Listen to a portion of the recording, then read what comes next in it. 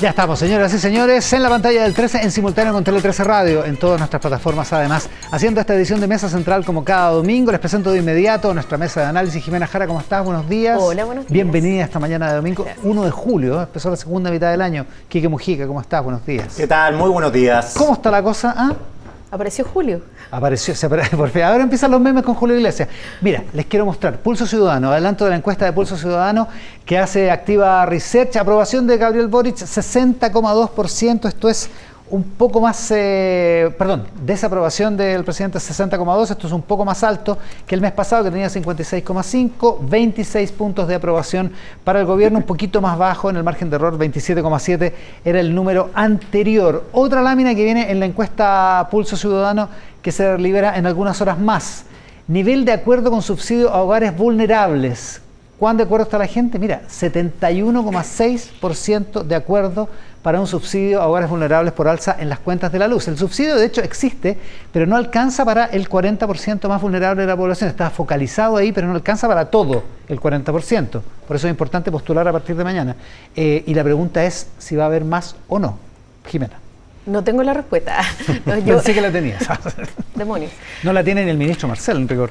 Yo creo que esta es una conversación súper interesante y qué importante que estén estas cifras de la opinión ciudadana, o sea, que 7 de cada 10 personas quieran o justifiquen estos subsidios, porque eso es harto.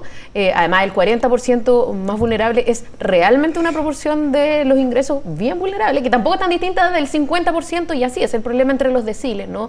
Entonces, que además en ese 40% la gente tenga que competir cuando toda requiere un subsidio, hay ahí un nivel de complejidad que yo creo que va a tener que ser resuelto. Quique Mujica. Yo creo que la pregunta, yo también respondería que todos no pagaran, que todo fuera gratis. El cuento es que... No, eso es lo que están preguntando un subsidio. Ya, pero el subsidio... Para los más vulnerables. Ya, y que el 40% ya está listo. ¿Cuál va a ser el próximo segmento? Es que no está listo. Es que no está listo. completo. No está listo completo. Claro, además tienen que Es que postular. hay una confusión. Es que no hay solo una no está confusión listo ahí, completo, o sea, no está listo como ni a la mitad. Y tienes que postular. No sé cuánto del 40%. La postulación entiendo que es desde mañana. Desde mañana. Hasta Sí. el 14. Exacto. Y esa persona les va a llegar la cuenta con alza.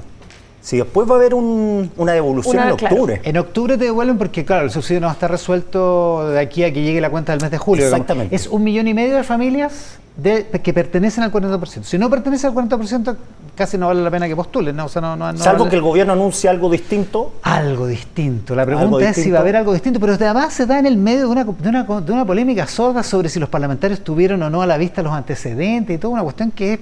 Sí, yo no sé de quién habla peor, digamos. Sí, pero bastante hojarasca al lado del tema. O sea, la gente que le va a subir la cuenta ahora, si supieron o no supieron, los parlamentarios están enojados con todo.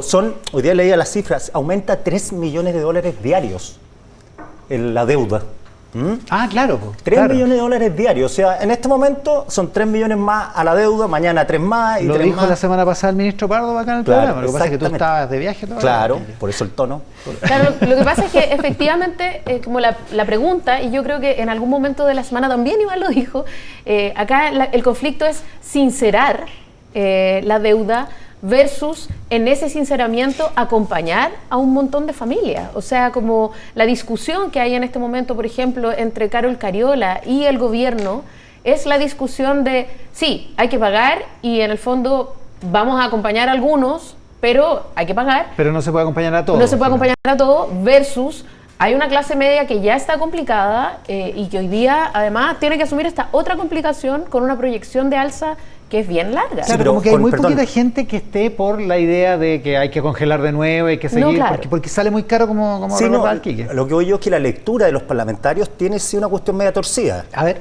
Que es decir, si yo hubiera sabido que el alza era tan alta, hubiera votado en contra. Porque No Carol Cariola votó en contra. Votó en contra, sí. Los otros votaron a favor. Entonces, si yo hubiera sabido... Fue un buen dato del ministro Pardo a todo esto, ¿eh? Claro, no, digo que Porque Carol Cariola se está quejando, pero en realidad había votado en contra de esta última ley, que es la de abril. Y mandó un oficio y no se lo respondieron. Eso lo dice el Mercurio ayer. Que Carol Cariola dijo, quiero saber cuánto es. Y está sin respuesta. Y hasta ahora no le responden. Ahora, técnicamente imposible. En ese momento, en marzo, abril, era imposible saber cuánto era el alza. Claro, lo que voy yo, ¿qué hubiera pasado si siguiendo lo que dicen los parlamentarios, le hubieran dicho va a aumentar esto el 57%, que es más o menos el alza promedio que ha subido, diría haber sido 151%. es 57, porque está el reajuste ordinario y está la deuda impaga. Claro. Y por eso se suman los dos y viene de hecho, del alza, un tercio es pagar la deuda. Claro. 2/3 es el reajuste ordinario, claro, por el alza del dólar. 6.000 millones de dólares. Pero digo, ¿qué hubiera pasado? Lo más probable es que hubiera habido la intención de un mecanismo de precio estabilizado al cliente, se llama PEC. PEC 1 con Piñera, PEC 2 con hacer Boric. un PEC 3. Un PEC 3, pero ahí que... sigue subiendo la 3 deuda. millones de dólares diarios. Claro, ese es el problema. Y todo esto en medio de, o sea, hay otras... Lo que a mí me complica es qué va pasando como con ciertos hitos, ¿no? Como alzas en las ISAPRES. Ok, es el 20% de la gente, no es la gente que de menores ingresos, pero como a nivel de conversación ciudadana, venimos de un proceso en el que estamos salvando las ISAPRES, estamos tratando de estabilizar las prestaciones de salud y que nos dicen, bueno, viene una alza en las ISAPRES, es para bien. Y ahora estamos sincerando una deuda, entonces es como la sensación que uno tiene es que estamos bastante más endeudados de lo que queríamos, creíamos y que no hay mucha respuesta para el ciudadano. O sea, no es una buena noticia en nada, además tampoco en términos de control de inflación. Anda a la feria. Está todo carísimo. La alimentación más básica está carísima. Las lechugas, las papas... Los tomates, que son tu fetiche. Los tomates, es que depende del tomate, porque el tomate de esta época es malísimo. Sí, en realidad. Saludo a todos los tomateros, pero no es bueno. Pero, por ejemplo, las lechugas están caras, las papas. Yo hablé con el ministro de Agricultura en la semana para reportear esto. Claro, dicen que puede ser en unos 10 días, 14 días que se estabilice esto, porque se lo atribuyen mucho al temporal. A las inundaciones. Se arrasó con todo. Pero, o sea, sí. En Argentina hacen un ejercicio de encuesta muy bueno, le entrevistan a la gente que llega justo al mes, así les dicen. ¿Ya? Y lo entrevistan para sus estados de ánimo.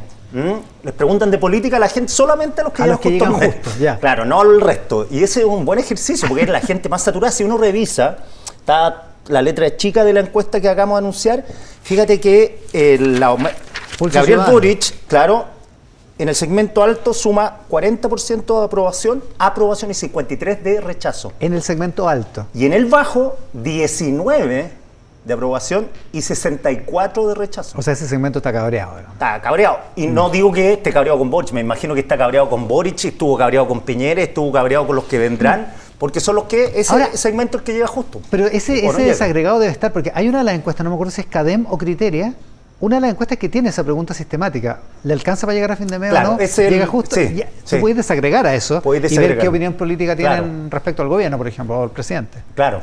Es buen punto. Ahora, de todas maneras, se ha dado esta discusión y el ministro Pardo ha salido medio solo, ¿no? O el ministro Marcel, como que el ministro Marcel se echó, básicamente dijo que no había plata, digamos. Pero claro, sí, ha estado solo y también uno tiene la impresión de que esta conversación no está acabada al interior del gobierno, porque es una cuestión que va a seguir levantando olas, ¿no? Y yo quiero introducir... Salvo en la parte congelar, porque el presidente fue clarísimo que hay que pagar la deuda. El presidente lo dijo varias veces, sí, y en ese sentido sí apoyó a Pardo. Sí. Pero quizá una derivada menor, pero tampoco sé qué tanto, es que estamos justo en un momento de transición energética. Entonces estamos tratando de resolver las cosas vía electricidad. Es una energía más limpia, electromovilidad. Claro. Entonces, es una energía más limpia, pero pucha que cuesta cara. Entonces, si queremos que esto efectivamente tenga como la masividad que Chile necesita que tenga, tampoco es loco pensar de qué manera estimulamos que esta transición ocurra. Y realmente el precio de las cuentas de luz no están haciendo eso. Ya, pero el problema es de dónde sacar la plata. Y la inversión en infraestructura, porque se está perdiendo energía en el norte, porque no hay transmisión. Y eso era una promesa de una infraestructura que puede ser público-privada. En el fondo es como una carretera concesionada, que eso está perdiéndose. Sí, porque hay varias inversiones ahí, las que generan, claro, y también las que transmiten la electricidad. Porque está el desierto, precioso el desierto, pero hay que traer la luz para acá, por la energía. Y no hay todavía las baterías para almacenar. O sea, esa tecnología está creciendo. Ahora, políticamente hablando, la pregunta es si esto se le va a volver al gobierno en contra más adelante, más aún de lo que ya se le está volviendo, digamos.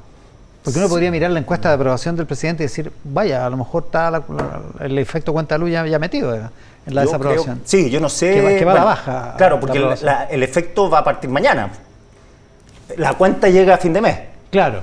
pero mañana, 1 de julio, parte la nueva tarifa. El nuevo, Claro, la gente lo va a sentir a fin de mes. el nuevo taxímetro, digamos. Pero la bueno. gente yo creo que está súper enterada que esto ya Yo me está, imagino supongo, que sí, ¿no? pues, Claro, ha sido pero la tema. magnitud la va a sentir en los meses que vienen, ¿cierto? Entonces, aquí el problema también es que el mercado eléctrico es un poco como los planes reguladores. Son esas cosas cuyos efectos conocemos muchos años después. Entonces, verdad. Hoy día estamos viendo que hay más oferentes, hay más gente en el mercado eléctrico, pero todavía no logramos ver el efecto verdadero, como la rebaja de cuenta de luz, que de alguna manera se viene soñando desde, no sé, Máximo Pacheco como ministro Literal. Él fue de el de la- energía, ¿no? él Entonces fue el él de esa dijo, sí, promesa. Lo que pasa es van que a esa promesa bajar no las se cumplió. cuentas, pero no todavía. Entonces él explicaba que iba a ser súper a largo plazo, la cuestión va a ser más a largo plazo, entre medio el dólar sube, entonces todo se complica y es un mercado que uno está mirando a 20 años plazo y es súper difícil explicarle a la gente, pero no, esa- ustedes confíen pero ojo, que en 20 años más vamos a tener un mejor mercado. Pero ojo, porque es mucho menos que 20 años. De hecho, el informe política monetaria del Banco Central, que eso es de la semana pasada, ¿no? El Banco Central dice, este es un efecto en la inflación, el efecto de las cuentas de la luz es un efecto temporal, porque después las cuentas van a tender a bajar. O sea, el Banco Central reconoce esa realidad, que eso va a pasar, digamos. Claro, que además que esta alza gradual, Además que no es de gradual, sopetón. es julio, octubre, enero. Son 3 escalones, ¿no? porque Sí. si fuese de una, Lo que pasa es que pueden ser 3 huracanes, digamos. claro, o sea, si fuese de una, el alza debería ser promedio 151%. Sí, po. Y va a ser distinto por el consumo que uno tenga también. Claro, pero los más afectados van a ser los que consumen como en el rango medio. Que son Claro, ese es el hogares. alza más grande. Ese- un consumidor ese- de una ahora cuenta... les toca casi un 40% Claro, en promedio. un consumidor de una cuenta, más o menos leía en el diario financiero, de 20.000, 22.000 pesos, te puede subir 3, 4 lucas, que no es poco, pero... Pero claro, proporcionalmente es menos. Ahora, la pregunta es si el gobierno va a optar por poner la plata al tiro o poner la plata después, pero resulta poco pensable que no la vaya a poner, ¿no? Yo creo que esta es una cuestión de ir perillando. O sea, este subsidio que anunciaron ahora hay que ver qué tal funciona y qué tanto impacta esta alza en la cuenta. Y después de eso yo creo que va a haber un segundo momento en el que se recalibre esto y se vea si es que hay que tomar algunas otras medidas como adicionales. También cuesta pensar que vaya a salir ahora toda la plata que eventualmente podría salir, ¿no? Claro. El problema es que... Y también quizás por eso el ministro Marcel está esperando con cierta cautela cómo se desarrollan los hechos. Pero lo que pasa es que el problema es la oportunidad. Les voy a mostrar al tiro otra lámina de la encuesta, Que de la tenía encuesta información Pulso Ciudadano. privilegiada, pues. Sí. No, digo que es un problema de oportunidad porque ha pasado en otros gobiernos que la solución llega con plata, pero llega tarde. Entonces te comiste todo el costo político Claro. y además la plata. Claro. Entonces, Eso servicio pasó por los mucho dos en el lados. gobierno de Sebastián Piñera. Sí, pues, pasó varias veces. Que, Entonces, que los subsidios muy chicos, no, es que no se puede, que es focalizado, que es gradual, y de repente el sopetón ya tenemos que darlo porque se nos está incendiando la pradera. claro, entonces ya se te había encendido la pradera, ya pagaste el costo y ya pusiste la plata. Encuesta Pulso Ciudadano, otra lámina que les podemos mostrar a continuación. Nivel de acuerdo con el levantamiento del secreto bancario, uno de los temas de la semana. El 43,5% está de acuerdo en levantar el secreto bancario, así como lo promueven los dos proyectos de ley que están en discusión. Y un 41,3% no está ni de acuerdo ni en desacuerdo, pero apenas un 15,2% está en desacuerdo o muy en desacuerdo con el levantamiento del secreto bancario. Eso más o menos es la posición más dura en la derecha, basta ver los columnistas de hoy. Y otra lámina de Pulso Ciudadano, estas mira las preferencias presidenciales. Evelyn Matei tiene un 25,3%. ¿Quién preferirías que sea el próximo presidente de Chile, excluyendo a Gabriel Boric? Evelyn Matei baja desde 26,2 el mes pasado a 25,3, está dentro del margen de error. José Antonio Kast también baja ligeramente de 12,1 a 11,8. Michelle Bachelet baja ligeramente de 9,8 a 7,7. Camila Vallejo también lo mismo, de 5,2 a 4,6. Rodolfo Carter sube de 1 a 2,9, prácticamente triplica, es poquito pero triplica. Carolina Toá anda donde mismo, 2,4 a 2,2, Johannes Kaiser lo mismo, 2,3 a 1,9, Marco Enrique Dominame también casi dobla, 0,8 a 1,5, y Daniel Jadwe baja de 2,4 a 1,5 preferencias presidenciales. Evelyn Matei se metió en el tema del secreto bancario y se metió también en una controversia con Manuel Monsalve que algunos, incluso en la derecha, consideran inexplicable, Jimena. Sí, porque además entra en un nivel de detalle esta controversia en la que ella dice entregamos los antecedentes, esta gente estaba implicada en el secuestro de Ronald Ojeda y en el asesinato del carabinero Emanuel Sánchez y no pasó nada. Esa fue como la acusación, ¿no? Claro, entonces, que era grave, digamos. Claro, era súper grave Ivana Interior y Manuel Monsalve y luego la ministra Toá dicen, todos estos antecedentes se entregaron a la Fiscalía, que es básicamente la institucionalidad como encargada de hacer estas investigaciones, no el Ministerio del Interior.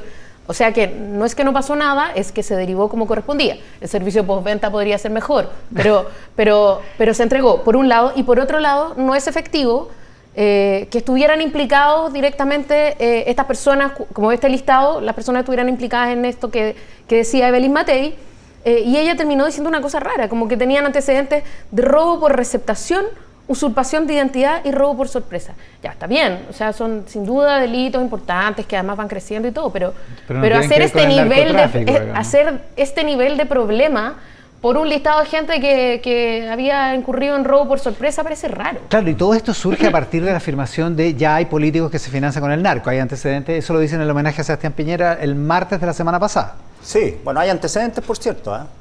¿Hay? De San Ramón. El alcalde socialista, recordemos que estaba relacionado, son reportajes que se hicieron. Reportajes de acá, sí. Claro. Ahora, la acusación judicial no tiene que ver con eso. No, y lo que me parece que es una premisa de ella bastante plausible, pero cuando alguien entra en ese tema, a través del periodismo o a través de la política, tiene que ir con papelitos en mano y decir... Como dice el ministro Cordero, papelitos primero. Papelitos en mano. Sí, claro, y ella es la principal figura presidencial en el momento. Claro, la presunción de que hay políticos, yo podría decirte, claro, a mí me carga, encuentro que es fatal para el periodismo esto, no tengo pruebas, pero no tengo dudas, encuentro que es como... No, claro. O sea, eso es antiperiodismo. Claro, entregarse a la fe, a la fe religiosa, pero en este caso, claro, la premisa es bien plausible por el nivel de penetración que hay del crimen organizado. Claro. Entonces, ¿quién es? Pero otra cosa es decirlo. Claro, ¿quién es? ¿Cuánto? ¿Dónde? ¿Desde cuándo? ¿Desde qué partidos son? Porque además tiene una gravedad que implica que están permeadas las instituciones. Claro. Entonces, es distinto cuando se está atentando a las instituciones desde el narco que cuando ya están permeadas. Y entonces es importante dar datos y además la estatura que tiene Evelyn Matei y la responsabilidad que tiene de acuerdo con lo que quiere hacer, sus planes políticos, es mayor que si fuera un diputado arrastrado de la derecha que quiere, arrastrado quiero decir como electoralmente, sí. Que quiere como decir algo por Twitter, ¿no? Qué buena tu aclaración. No, porque después... Ahora, ¿se acuerdan ustedes? Bueno, tú eres muy chica, pero nosotros sí éramos grandes, es ya. Que eso te iba Francisco a decir. Javier Cuadra. Ya, es que eso te iba a decir, lo leí en alguna parte esta mañana, me parece que en el informe Juan Diego Montalva en El Mostrador, que lo compara con esto, que hay gente que lo compara con lo de Cuadra que dijo en una entrevista en ¿Qué pasa? En el ¿Qué pasa? Hay políticos que consumen droga. Y quedó la grande. Y era una entrevista, fíjate que, bueno, yo traje el ¿Qué pasa después? Era una entrevista que no fue titular. Era el Chino Río, la portada. La portada. Y venía esto y desató una escandalera mayor, porque además involucraba a políticos de derecha. Sí, pues. No, pero salieron diputados con sus exámenes de orina. Claro, era una cosa, que eran consumidores de cocaína, sonaron nombres. Francamente... Bueno. Era francamente guacala. Sí, yo me acuerdo. Eso no llegó a puerto. Como tú crees. Eso no llegó a puerto, quedó ahí. No pasó nada, po. No, hubo sucesivas. Pero se habló también de esta vieja discusión sobre el examen de droga obligatorio, periódico, etcétera. O sea, ahora, dice Juan Diego Montalva en El Mostrador, sí, yo creo que es él, que esto le costó a Cuadra la salida de la política, o sea, fue así de grave. Porque hubo una no murió ahí, murió después. Murió largo rato después. No, pues después de una entrevista también, donde dijo que él había salvado, le había avisado a alguien de que venía un atentado contra él.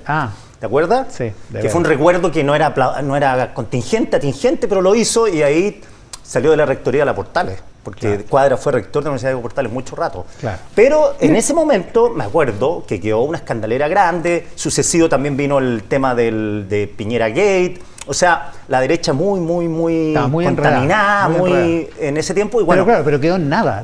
Judicialmente hablando quedó en nada. Claro, y políticamente fue puro costo. Y en otro orden de cosas también, y del otro lado, cuando Elia Molina, ministra de Salud en ese momento, dice que se sabe que hay clínicas que hacen abortos de manera ilegal. Claro. Qué momentazo. Pero ¿cuál es? Es que se sabe. Eso es muy complejo, porque nadie dice que no, o sea, seguramente que sí, pero ella es la autoridad, y entonces está, claro, y ella tenía la responsabilidad. Entonces, cuando uno tiene acceso, o las personas presuponen que uno tiene acceso a información, y se tira esto como información, ¿no? Como se sabe, entonces ella sabe, entonces ¿por qué no está diciendo?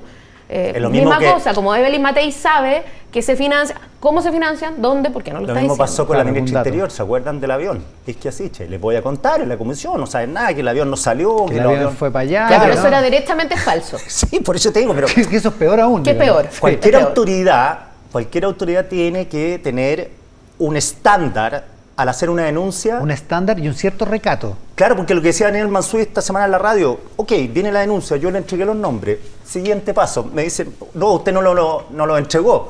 Siguiente paso es, mire, aquí está el informe detallado, aquí está, estos son los sujetos en cuestión, Sí, nombre, ahí está apellido. ese paso en falso porque ella da un nombre de una persona vinculada al supuesto líder del asesinato de Ojeda, cuando en realidad era una víctima de Ojeda, que había sido secuestrado, Claro. del venezolano, Claro. que había sido secuestrado por este... O sea, está implicado malandro. por haber sido, Por haber sido víctima de la claro, cosa, sí. secuestrado por la misma banda. Es un paso en falso. Sí, es sí, malo. sí, yo reporté esto más que mi opinión, que no es tan importante, reporté, claro. Pero en la siempre de- es muy importante, Quique, En por la favor. derecha hay, claro, porque además asumen que este tipo de discusión, este tipo de polémicas, tienen que darse más cerca de la elección que tan antes, porque la capacidad de meter la pata para una persona que está expuesta políticamente y perseguida por todos los sectores, porque va primera en la lista. Obvio, es un año y medio de oportunidades de meter la pata. Claro, claro. Y tener aciertos también, pero dice, wait, hay otro elenco para meter estos temas en la agenda.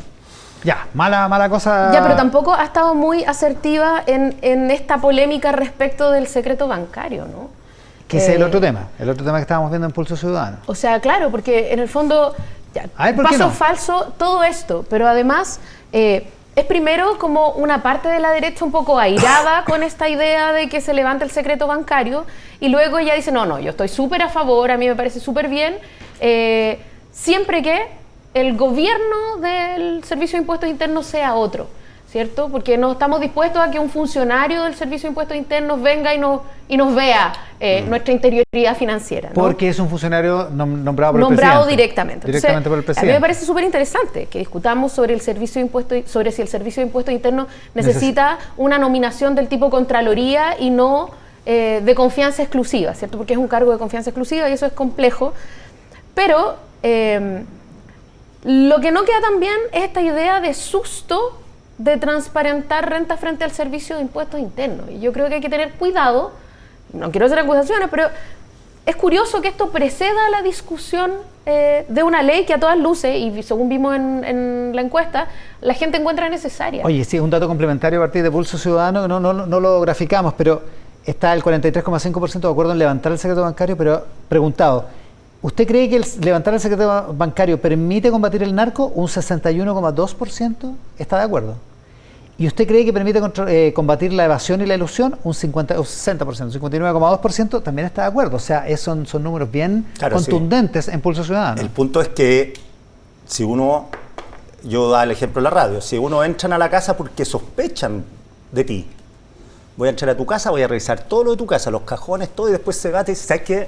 Me equivoqué, pero entré a tu casa, miré todo lo que había en tu casa, pero la sospecha fundada. Entonces la sospecha fundada es un tema que está sujeto, más allá del rol político o la dependencia que tengan, queda sujeto a la discrecionalidad del funcionario, porque si un señor tiene 3 parcelas en Colina y tiene 2 Ferrari, ese tiene cara de narco, pero ya, ¿y por qué tiene cara de narco? Con todo respeto para la gente que tiene Ferrari, digamos. Sí, no, pero es que ¿Y la parcelas en Colina? estereotipo. Si no, que profundizamos No, el estereotipo. el alcalde de Padre Hurtado ya me dijo que está lleno de gente que se iba a vivir ahí a Padre Hurtado. Con autos caros y él creía parcelas que había caras. una relación, ya, ok. Ya, pero eso es lo mismo, pues, la sospecha. Entonces, le caemos arriba al tipo y si no tiene nada, ya te revisaron todo, hasta los calzoncillos. Ya, entonces ahí, Daniel Matamala lo dice en su columna de La Sí, Tercera yo- hoy día, lo recuerda, dice, y entonces el funcionario le pide al juez que le autorice y el juez demora 2 años. Y el delito tributario prescribe a los 3, en realidad yo Ya, creo pero que a los 5. entonces que el juez se apure, pues. Habría que apurar a los jueces. Esa sea, es una O sea, como hay un ecosistema de cosas que se pueden hacer. Pero justamente a propósito de la columna de Matamala, que tiene una lógica bien interesante, muy bien explicada, que es como hace el paralelo con la detención con sospecha, por sospecha.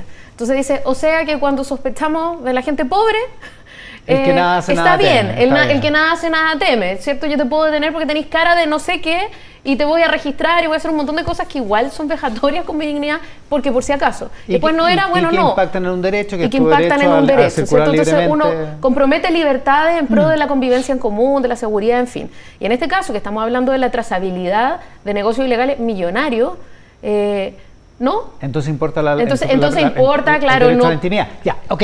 Pero por otra parte. Buena esa argumentación. Es un buen argumento, pero por otra parte, también es cierto que si le das a impuestos internos la herramienta política y no tiene una gobernanza estatal, por decirlo así, claro, como la Contraloría o el Banco Central, claro. Entonces queda a discrecionalidad de la política, en el último nivel, la posibilidad de hacer, qué sé yo, pesca de arrastre con los opositores. Y en general. O sea, si el Quique, mira el Quique. Si el Quique dice algo contra el gobierno, cosa que habitualmente ha dicho, hace. ¿no? Sí, claro. No, contra los gobiernos. Contra los gobiernos. Sí, normalmente está contra todos los gobiernos, eso es lo peor. Y al presidente a un presidente cualquiera le parece que hay que someterlo a algún tipo de castigo y manda a impuestos internos que le investigue las cuentas. No, por eso no parece legítimo, ¿no? Yo creo que efectivamente claro, es una conversación pertinente. Estamos sujetos a la profesionalismo de los directores de impuestos internos. Exacto. Que hasta ahora ha sido así. Aparentemente ha sido pero hay algunos casos en los que se han demorado en denunciar algunos delitos. Pero la fatiga de materiales del Estado en general y de los personajes que participan en el Estado. Hay intervenciones telefónicas que se han hecho por organismos del Estado que son impertinentes. Entonces uno podría pensar, bueno, ¿por qué no podría ese profesionalismo en un momento extinguirse o morigerarse? Es que siempre tienes que pensar que esa herramienta va a quedar en manos de tu peor enemigo, por decirlo así. Claro. ¿Y qué pasa en manos de tu peor enemigo si es alguien que no respeta la democracia, por ejemplo? Pero también no es que esta ley esté pensada como una casa de brujas.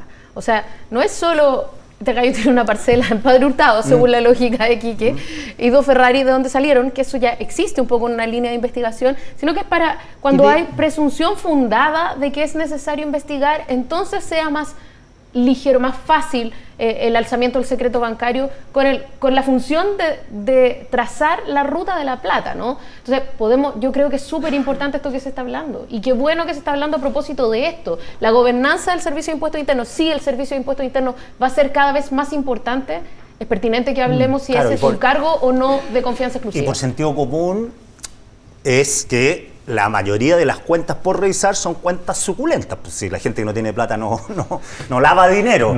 Claro. La gente que tiene mucha plata es la que lava dinero. La gente con poca plata estruja el dinero. Entonces, si hay que hurguetear ahí, para que alcance. Claro, si hay que hurguetear ahí, necesariamente van a tener que hurguetear en cuentas altas. Y hay que decir otra cosa. En Chile la información financiera no es un secreto absoluto, o sea, no es un valor absoluto. Todas las transacciones por más de 1.500 UF que tú haces en el banco, porque las que son en efectivo no hay cómo, claro, tienen que ser informadas a la unidad de análisis financiero. Y hay y los personajes políticos son personajes expuestos políticamente, además, se conocen como los PEP, y que a mí me tocó como director de prensa de TVN llenar una cartilla con los familiares de por anga, por manga, por acá. 74 páginas. Y con las cuentas corrientes de cada uno. Y te decían que ellos podían meterse en tus cuentas corrientes sin previo aviso. A propósito de exposición política, ¿qué piensa Jimena de la conferencia de prensa de Lautaro Carmona con Juan Andrés Lagos a su lado? Bueno, sale también una columna hoy día a propósito de eso de Carlos Peña, pero... En el Mercurio, sí. Pero claro, es raro que un asesor tenga este protagonismo y sea tan flanqueado, ¿no? Yo lo decía en algún momento en un programa de radio, Canal 13, por supuesto. Tele 13 Radio. Una radio amiga más que cualquier otra. Claro. Donde tú concurres habitualmente. Donde vas todos los jueves. Donde soy panelista.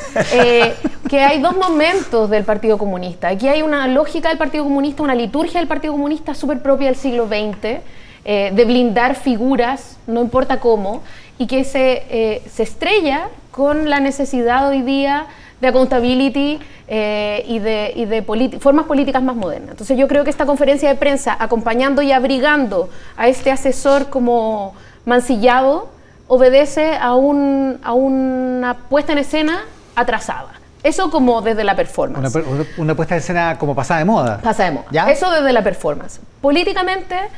No creo que le haga bien al Partido Comunista. Creo que el presidente del Partido Comunista, Lautaro Carmona, está pasando un momento súper complejo en el que está tratando de administrar, no con tanto éxito, un conflicto entre dos partes de ese partido, que es una que defiende a Jadwe, en la cual está Juan Andrés Lagos y Lautaro Carmona. Y Lautaro Carmona mismo, y esta otra parte que es una parte más proclive al gobierno, que quiere que las instituciones funcionen y que está tratando de desmarcarse de todas estas conversaciones, ¿no? Entonces ahí hay un conflicto que él, yo creo, no está pudiendo administrar y que se está transparentando. A mí, de la conferencia de prensa que dio el miércoles pasado, conversé con los periodistas que habían ido y me conseguí los apuntes que no sé si salieron todos en la prensa, pero hay una cosa que me parece muy grave, es este manto de dudas sobre el anticomunismo del gobierno que ya había esbozado Daniel Jadwe el día que fue formalizado, que se conoció su formalización, y él dio a entender que esta persecución política no necesariamente vendría de la derecha, sino que del Frente Amplio. Eso Jadwe lo esbozó. Sí, pues. Bueno, Carmona dice lo siguiente. Más que lo esbozó. Claro. Primero que nada llega a la conferencia y dice, oye, yo voy a dar esta conferencia de prensa, por si acaso le avisé a la Moneda que lo voy a dar, porque tengo modales. Primer pencazo. ¿Ah? Eso es lo que dijo. ¿Ah? Después dice... No, si enojado estaba, digamos. ¿Por qué nadie me avisó? Léase Toá y Monsalve. Claro.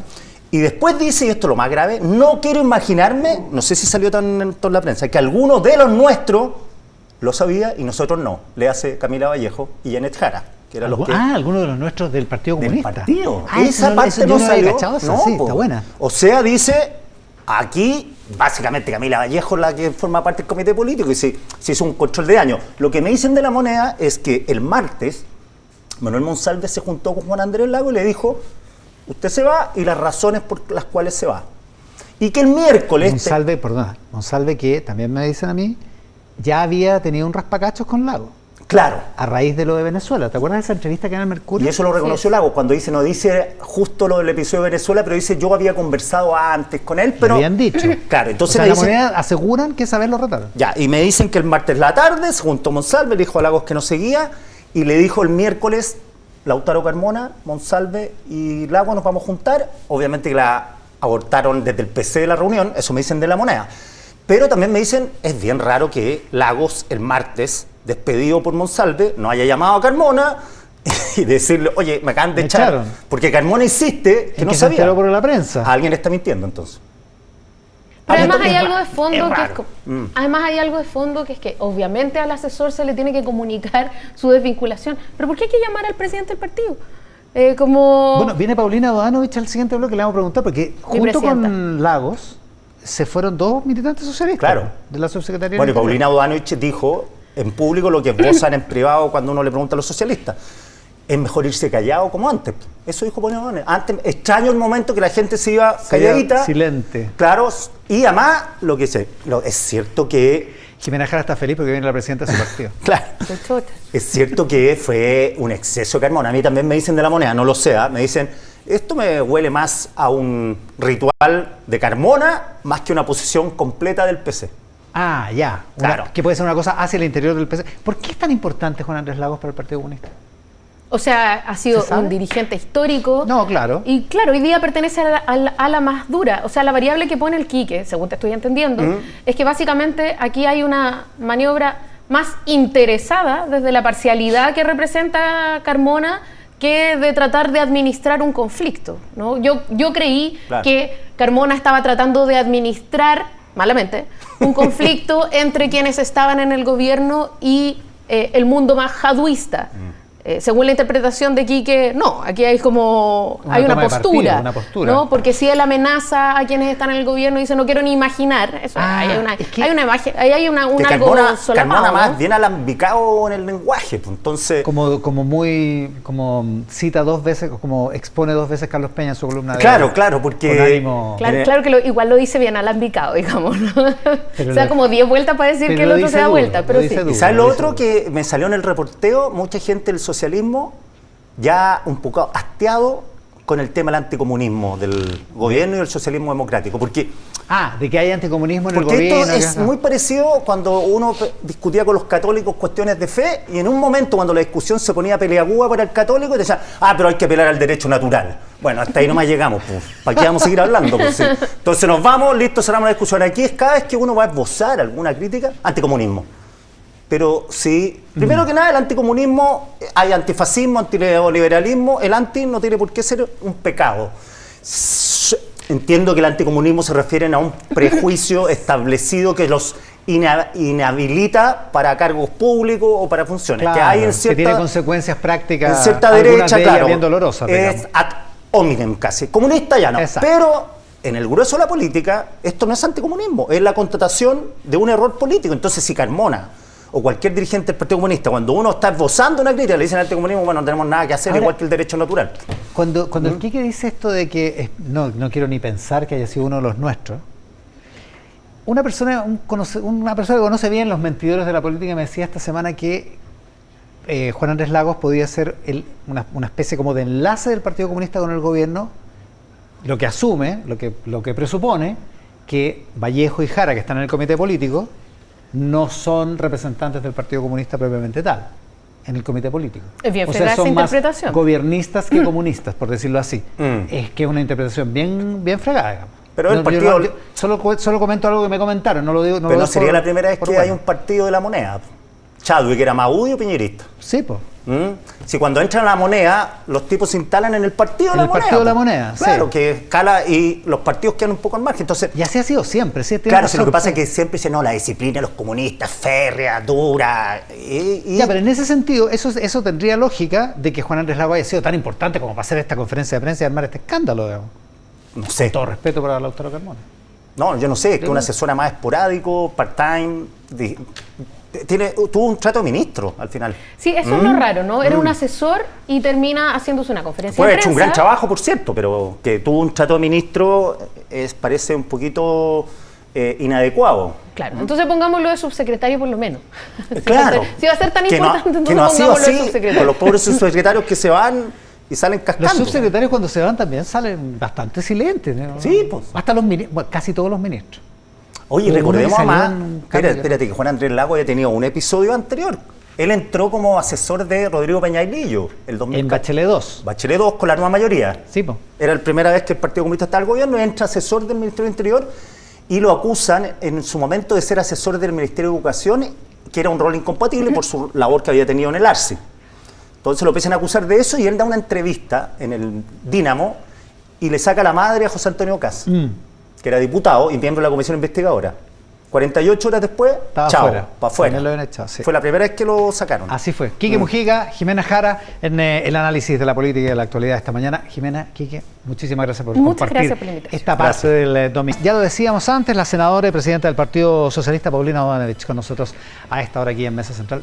Senadora, muchísimas gracias por la gentileza de estar acá. Hola, buenos días, Iván. Oiga, terminábamos nuestro bloque anterior de análisis con esta situación tan rara que se dio entre el gobierno y el Partido Comunista por la salida de Juan Andrés Lagos de la Subsecretaría del Interior. ¿Qué le parece el episodio? Yo creo que no daba mucho más, ya se dijo todo lo que había que decir. En general yo lo sinteticé diciendo que era mejor cuando los funcionarios antes entraban y salían de los gobiernos en silencio. Creo que uno tiene, y lo dijo también la ministra Toá, los cargos son de decisión finalmente, la permanencia de ellos, del jefe, sea el presidente, el ministro o el subsecretario o quien sea, es así, y yo creo que hay que mantener aquello. Sí, porque responde la presencia de cada una de las personas, responde a un momento, responde a una definición de equipo, y el subsecretario Monsalve lleva bastantes semanas haciendo adecuación de sus equipos, así que no es algo que sea solo respecto de Juan Andrés Lagos o solo respecto del Partido Comunista. Digamos. De hecho, se fueron dos personas del Partido Socialista que trabajaban en la Dos jefes de división, además. Sí, pues, ¿a usted le avisaron? No. ¿Le tendrían que haber avisado? Yo no estimo que tengan que avisarle al partido. ¿Tendrían que darle tampoco a Carmona? ¿Por lo de Juan Andrés Lagos? Bueno, como digo, a mí no me han avisado de los cambios, no corresponde. Las jefaturas obedecen, como digo, a una decisión, en este caso el subsecretario que ha hecho adecuación. Y a mí sí me gustaría, Iván, que estuviéramos hablando de los desafíos que ha enfrentado y que enfrenta el Ministerio del Interior y particularmente la Subsecretaría del Interior. Durante esta semana varios parlamentarios estuvimos en España y estuvimos viendo transversalmente desde el Partido Republicano, en el caso de la Cámara de Diputados, hasta el Partido Comunista, en el caso nuestro Iván Flores, Kenneth Pugh, el senador Durana, yo, viendo temas de inteligencia, de fronteras, crimen organizado, cómo los aborda la legislación española, y no solo la legislación, sino en la práctica. Y estuvimos con los equipos del Ministerio del Interior, que es muy importante porque finalmente son ellos y nosotros los que vamos a redactar los proyectos de ley y a terminar la discusión de frontera de infraestructura crítica, que es un proyecto muy, muy relevante, como todos saben, el proyecto de inteligencia que no ha avanzado hace mucho tiempo y que los tenemos que sacar pronto, y por lo tanto a mí me gustaría que hubiéramos hablado de estos temas durante toda esta semana y no de algo particular y personal. Sin duda, parecen harto más importantes. La pregunta es si la eficacia legislativa, la eficacia en la gestión, que por ejemplo promovería ese tipo de temas que usted propone, senadora, está en duda respecto de la posición que tiene el Partido Comunista frente al gobierno y también frente al socialismo democrático. ¿Era incómodo, Juan Andrés Lagos, para ustedes? Mire, a mí no me gusta que se instale esto entre los partidos como si hubiera una animosidad permanente. A veces hay posturas políticas que son públicas. Frente a la defensa del régimen de Maduro, nosotros estamos totalmente en contra. Y es algo que yo he dicho públicamente. Decir, como lo ha dicho el presidente de la República, que no hay una institucionalidad democrática fuerte en Venezuela, lo ha dicho el presidente y lo hemos respaldado. Y que Juan Andrés Lagos, siendo asesor de la Subsecretaría del Interior, respaldara a Venezuela, ¿le era incómodo? Es que yo no mezclaría los temas políticos, en este caso, con el desempeño y el cargo que él tenía y la evaluación que haya hecho su jefe respecto de eso. Ya, pero son porque cosas si puntuales. no, finalmente terminamos en esta victimización de que porque lo que dijo o no dijo, finalmente es lo que afecta su desempeño y termina con su contratación. Entonces volvemos a lo mismo. Yo creo que aquí hay prerrogativas que son exclusivas, en este caso del subsecretario, que se ejercieron, y cualquier discusión tiene que ser en el ámbito, porque tampoco la contratación de él fue pública, y como no lo fue, yo creo que también su salida tiene que ser de la misma manera, estándar, en silencio. ¿No corresponde victimizarse entonces? No, en absoluto. ¿Se está victimizando el Partido Comunista? No, yo digo que no me gusta instalar esta fractura permanente, porque los hechos políticos en los que diferimos son públicos y notorios. Usted dice, tenemos algunas diferencias públicas y notorias. ¿Eso no significa que haya anticomunismo, como ha sugerido la autora Carmona, al interior del gobierno o del socialismo democrático? Claro, es que yo creo que el anticomunismo es de otros sectores políticos, porque nosotros estamos hoy día en un permanente diálogo político con el Partido Comunista, todas las fuerzas de gobierno, incluida la democracia cristiana. Entonces, yo no veo anticomunismo en ninguno de todos estos partidos políticos con los que tenemos diálogo con el Partido Comunista, con los que trabajamos en conjunto, con los que tenemos una lista y un pacto municipal a lo largo del país donde vamos a apoyar a los candidatos comunistas donde corresponda apoyarlos, y por lo tanto, desde el oficialismo y más bien desde el progresismo, yo no veo anticomunismo. Ahora, capaz que sea como usted dice, que todo esto sea hojarasca o pecata minuta, como hubiera hecho el presidente Ricardo Lagos. Lo que está más en sintonía con los verdaderos temas de interior es la controversia que se armó entre Evelyn Matei y el propio subsecretario Monsalve, incluso la ministra del Interior, digamos. ¿Cómo ve esa controversia? Es que, mira, lamentablemente hoy día la política se construye a partir de frases, y digo lamentablemente porque no vamos al fondo de las cosas. Tuiteó Javier Macaya que no querían que supieran lo que se iba a comprar en el supermercado. Ese era a propósito del secreto bancario. Entonces, esto es frivolizar una discusión importante que ha estado paralizada en el Congreso 13 meses, 13. ¿Y por qué? Precisamente por el secreto bancario. Nosotros la semana pasada... Los dos proyectos que hay donde se involucra hay dos proyectos, esto. El de que crea el subsistema de inteligencia financiero, que por fin, después de 13 meses, nosotros aprobamos el artículo primero, que es el que crea el subsistema. Ya todos los otros artículos tienen que ver con funcionamiento, pero este, que es el corazón del proyecto, se demoró 13 meses. Y logramos un acuerdo. Entonces, y logramos un acuerdo transversal. No un acuerdo entre el gobierno y el progresismo, no. También lo logramos con los miembros de la comisión, que son el senador Sandón, el senador Durana, el senador Flores. Entonces, aquí hay una transversalidad para que avancemos ¿en qué? En el combate del crimen organizado, porque finalmente eso es lo que busca la inteligencia financiera. Nadie quiere saber lo que tú compras en el supermercado, porque probablemente tú o Javier Macaya no van a ser miembros de una red de crimen organizado que haya que investigar. pero sí tenemos redes de crimen organizado que hay que buscar, y aquí también se ha dicho, no le podemos dar potestades al Servicio de Impuestos Internos. Ya, pero ¿no le hace sentido esa perdona, crítica? Iván, perdona, pero bien cortito para terminar. No es Impuestos Internos el habilitado para esto. Precisamente estamos creando este subsistema de inteligencia financiera donde se le dan más potestades a la unidad de análisis financiero, a la Comisión del Mercado Financiero, que son entes distintos, que no son entes de designación directa del Presidente de la República, y por lo tanto que tienen que tener un rol mucho más activo y fortalecido a partir de esta ley. Eso es lo que buscamos, fortalecer la institucionalidad del país para rastrear la ruta del dinero. Entonces, pero el levantamiento del secreto bancario está en 2 proyectos. Me gustaría que esta discusión se diera en el contexto de a lo que apunta, no de los intereses personales de cada persona, porque evidentemente cuando tenemos el crimen organizado en el país, nosotros también tenemos que hacer renuncia de algunos derechos, que no significa la persecución política, porque aquí lo que alude Evelyn Matei finalmente, entre líneas, es que aquí va a haber persecución política y que se va a investigar a algunos y no a otros. O sea, no que va a haberla, pero que podría haberla, ¿o no? Bueno, pero eso es lo que ella está dando a entender, cuando dice, mire, el director de Impuestos Internos lo nombra el gobierno y Javier Macaya sale diciendo que no quieren que sepamos lo que se compra en el supermercado. Ya, pero no pensando en este gobierno, pensando en algún gobierno, un gobierno que sea opositor a usted.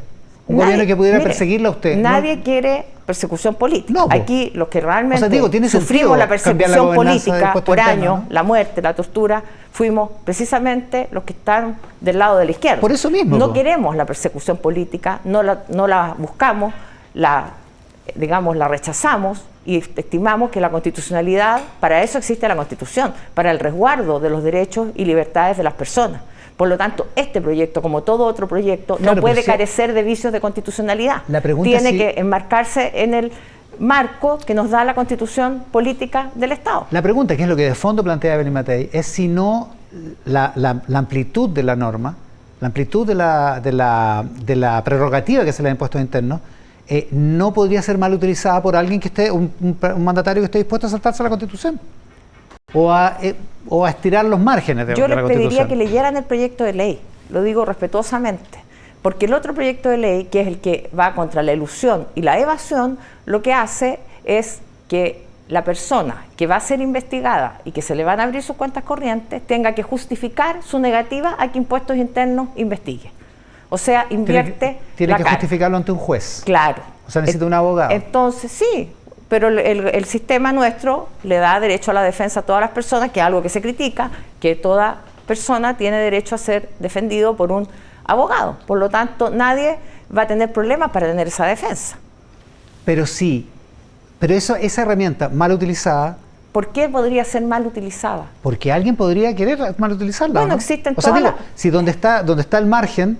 donde está la posibilidad, Impuestos Internos, ¿no? Dice, le vamos a abrir la cuenta corriente a usted, señor.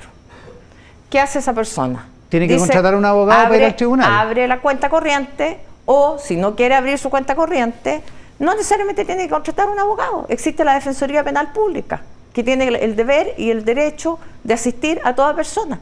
Por lo tanto, y frente a los órganos que corresponden, al Juzgado de Garantía, a la Corte de Apelaciones o a la Corte Suprema, tiene que tener un se abogado. Invocará... Contratado o gratuito, tiene que tener un abogado. Y tiene que ir a los tribunales. Eso es un derecho que la Constitución te garantiza. Claro. El debido proceso y la adecuada defensa letrada. Y por lo tanto tú ejerces tu derecho constitucional. Nadie está pasando por sobre la Constitución. Ahora, la otra situación, si no tienes, no abres tus cuentas corrientes, ¿cómo se va, frente a una investigación judicial, cómo se va a llegar a determinar esa investigación? El origen de los dineros, cómo llegaron ciertos dineros. Entonces, yo diría más bien que aquí concentrémonos en las facultades que se están dando, tienen que ser todas con plena aplicación de la Constitución. Si la norma tiene visos de inconstitucionalidad, se van a representar, probablemente se termine en el Tribunal Constitucional, y si no, va a ser una norma que va a poder entregarle herramientas a los persecutores más amplias de las que tienen hoy día. No podemos cifrar toda la discusión en la desconfianza de las instituciones, porque le hace muy mal al país que partamos una discusión de esta envergadura diciendo, mire, es que entonces el director de Impuestos Internos va a tratar de buscar... de verdad, nosotros tenemos un problema grave, Iván. Lo que pregunto tenemos es, ¿no podría pasar eso? No, con otro director de impuestos internos, con otro presidente, ¿no podría pasar eso? Es que nosotros tenemos una institucionalidad que funciona en los tribunales, donde se pueden hacer todas las defensas, donde es que eso frente a la Corte de Apelaciones. Esa institucionalidad supondría, nos tenemos que ir al corte, pero esa institucionalidad supondría que no hay ninguna influencia política en impuestos internos. ¿Usted cree que no hay ninguna influencia política en impuestos internos? ¿Que no ha habido nunca influencia política en impuestos pero, internos? ¿por qué llevamos todo a la influencia política? Si precisamente porque estamos... de eso se trata la democracia, pues, senadora. Iván, estamos buscando fortalecer las instituciones, no debilitarlas.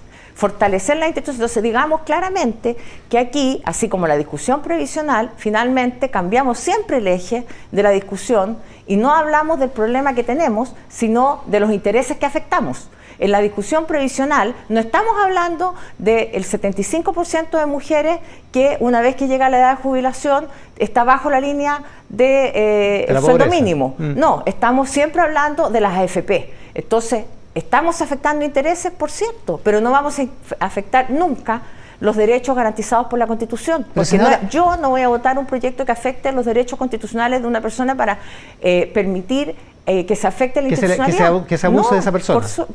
Que se vaya contra la Constitución. O sea, que esté la posibilidad, si eso es lo que digo, si yo no digo que lo vayan a hacer, que pero lo vaya a hacer el actual director de ¿por qué fortalecer la impuestos institucionalidad, que es lo que buscamos a través de este subsistema de inteligencia financiera, o a través de la norma que termina con la colusión, que termina con la evasión y con la elusión tributaria, que son bienes que todos queremos, digamos, las personas?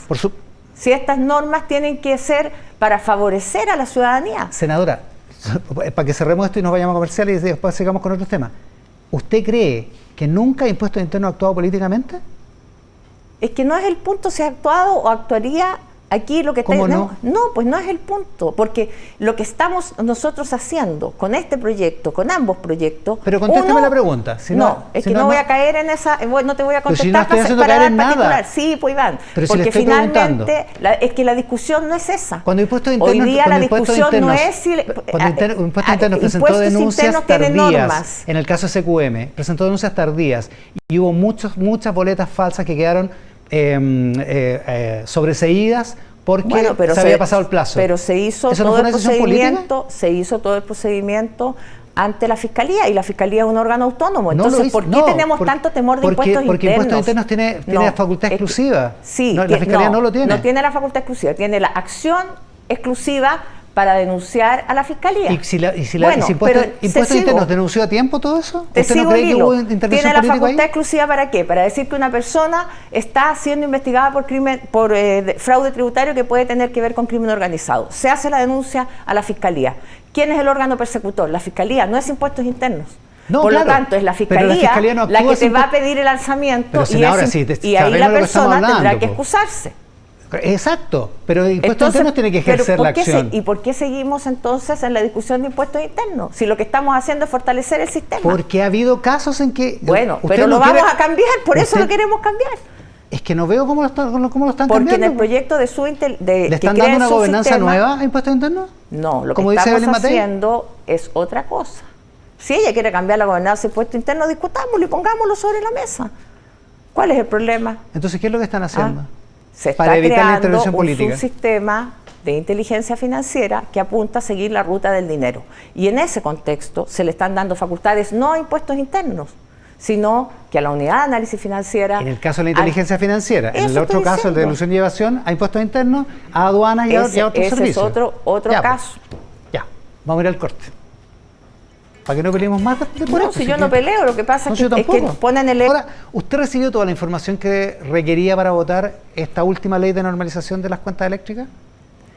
Yo creo que todos recibimos la información que se entregó en el Congreso, sí, pero además aquí hubo mesas de trabajo que se llevaron a cabo por harto tiempo, particularmente en el Senado. Juan Luis Castro, senador socialista, presidente de la Comisión de Energía, ha tenido un rol bien destacado en esto, y finalmente, nuevamente, ponemos a veces los énfasis en la discusión personal, particular, en la molestia, es lo que dijo alguien. En este caso, la presidenta de la Cámara, Carlos Cariola, que tiene... Y varios otros diputados que han dicho que poco más o menos que no sabían lo que votaron. Claro, pero yo sí pondría los énfasis en esto, en que tenemos tenemos leyes que consideran el aumento de las tarifas, que las leyes y los contratos deben cumplirse, y que frente a esta problemática el ministro en su momento, Pardow, lo hizo ver oportunamente, levantó el tema de lo que significaba aplicar este aumento, y por eso se tramita esta ley con bastante anticipación, pensando en que el incremento no golpeara a la gente, a la ciudadanía, de una manera importante de una sola vez. Por eso se hace este mecanismo de estabilización, donde entra en vigencia ahora con un 20%, luego en octubre un 30% y en enero otro 50%, y además con algo bastante inédito e histórico, diría yo, que es un subsidio para el 40% más vulnerable de la población. Ahí en ese segmento tenemos para ese segmento, no para todo el 40%. No, para ese segmento 1,5 millones de personas que van a ser beneficiadas con un subsidio, considerando dentro de ese número a las personas que son adultos mayores, a las mujeres jefas de hogar, preferentemente, de manera tal que se aborda esto con un criterio de política pública, con mucha antelación, precaviendo lo que significa este aumento. Es un subsidio cruzado, el fisco pone 20 millones de dólares y el cruce de las grandes empresas son 100 millones de dólares. La pregunta es si alcanza, porque no alcanza ni siquiera para todo el 40% más vulnerable. Ese es el tema. ¿Tiene que haber más plata? Mira, siempre en esto uno puede decir, tiene que haber para todo y tiene que haber más plata, por supuesto, es lo que quisiéramos. Ahora, con una nueva forma o con una vertiente de financiamiento especial. Esto no es un gasto permanente.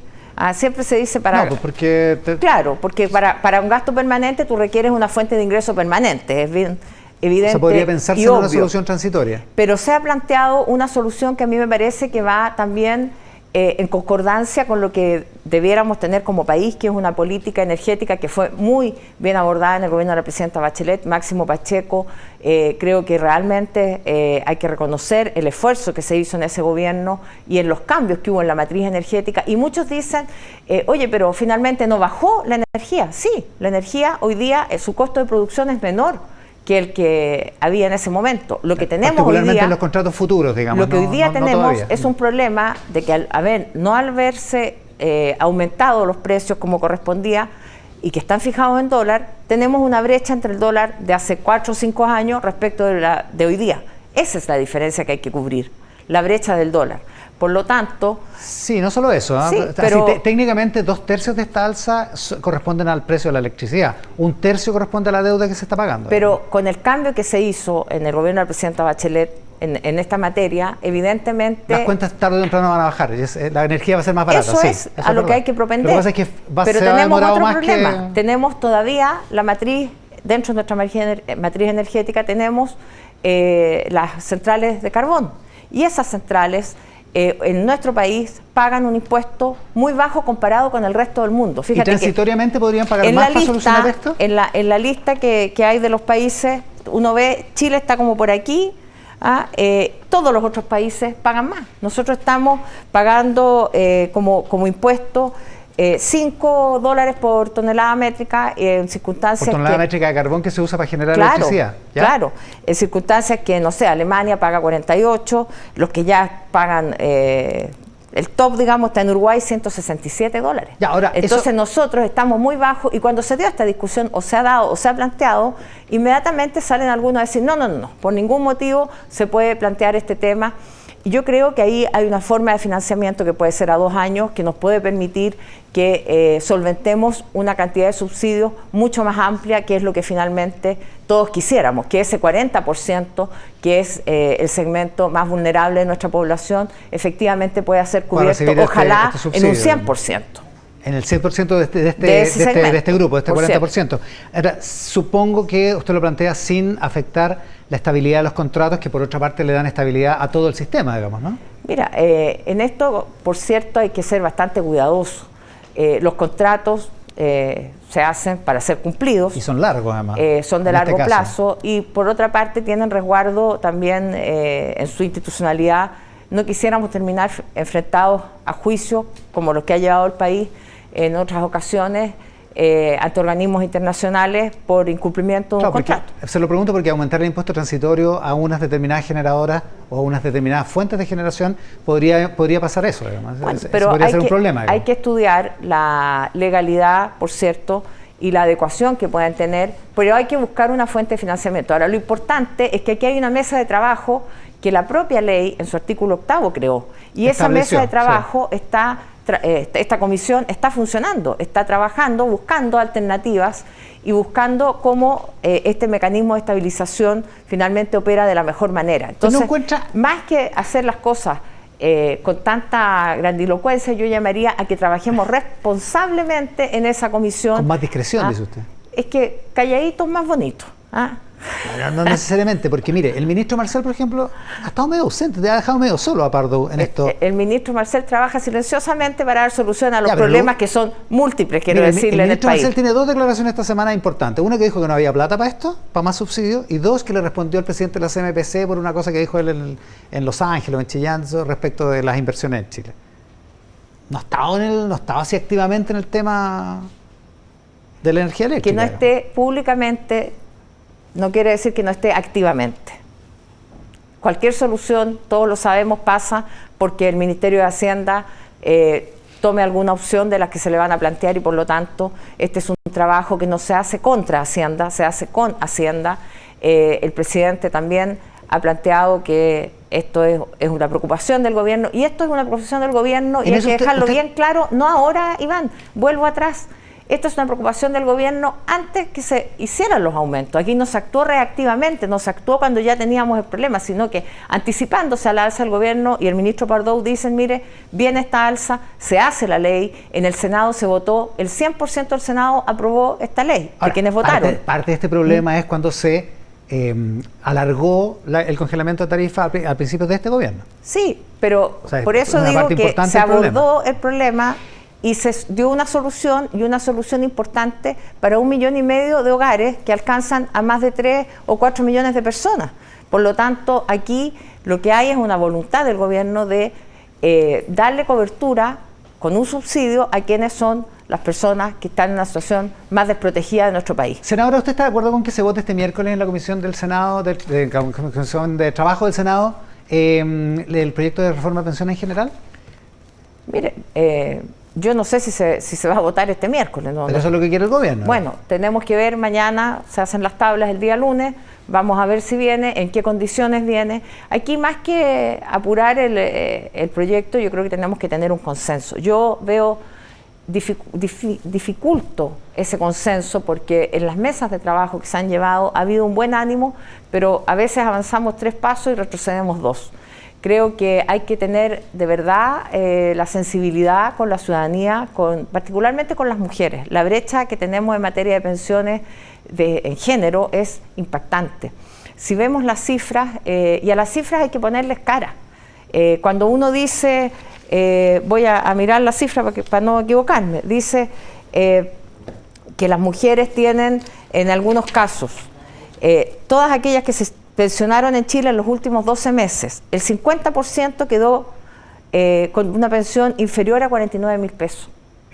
Entonces, claro.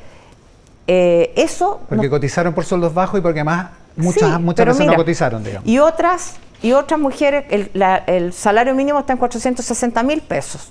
El 95% de las mujeres que tuvieron pensión estos 12 meses últimos, menor a 460.000 pesos. Pero en las que tuvieron 35 años de cotizaciones es el 70%, Iván. ¿El 70% de las que tuvieron cotizaciones por? Sí, por más de 35 años. Es el 70% están por debajo del sueldo mínimo. Claro, entonces cuando tú empiezas a desmenuzar las cifras y cuando le pones cara, te quiero decir que duele. Yo me fui en el avión con una señora que se puso a conversarme y nos hicimos muy amigas y me dijo que ella...